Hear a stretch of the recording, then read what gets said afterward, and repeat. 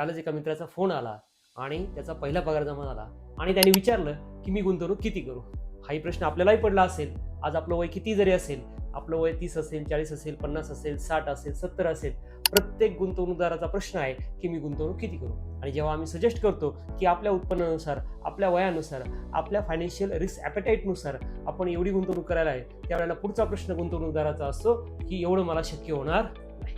परंतु मित्रांनो, हे सत्य जाणून घ्यायला हवं की आज जर आपला पहिला पगार सुरू होतोय आणि आपण जर अनमॅरिड आहात, तर ह्या स्टेजमध्ये आपल्या उत्पन्नाच्या 60% गुंतवणूक आपण ही सुरुवात करायला हवी. आणि त्यातनंच आपलं काय होणार आहे, भविष्याचा जो फायनान्शियल रोडमॅप आहे तो क्लिअर असणार आहे. ज्या दिवशी लग्न होईल त्यानंतर हाच गुंतवणुकीचा जो पोर्शन आहे हा कमी होऊन 50% वर येईल. आणि पुढच्या लाईफ स्टेज जे आपण म्हणतो की पुढे एखादा मुलगा झाला, मुलगी झाली, त्यावेळेला हाच गुंतवणुकीचा पोर्टफोलिओ जो आहे तो 50वरून 45% वर येतो. सेकंड चाइल्ड झालं त्याही वेळेला 45% तो 40% येतो. आणि जेव्हा आपल्या वयाची 40 आलेली असते त्यावेळेला आपण तिथून पुढे मुलांचे शिक्षणाचे खर्च वाढलेले असतात, आपल्या अजून आर्थिक जबाबदाऱ्या वाढलेल्या असतात, वयोमानानुसार येणारे आजार आपल्यासमोर उभे असतात. आणि या सगळ्याचा विचार करता त्यावेळेला आपण आपल्या उत्पन्नाच्या 35% गुंतवणूक करायला हवी.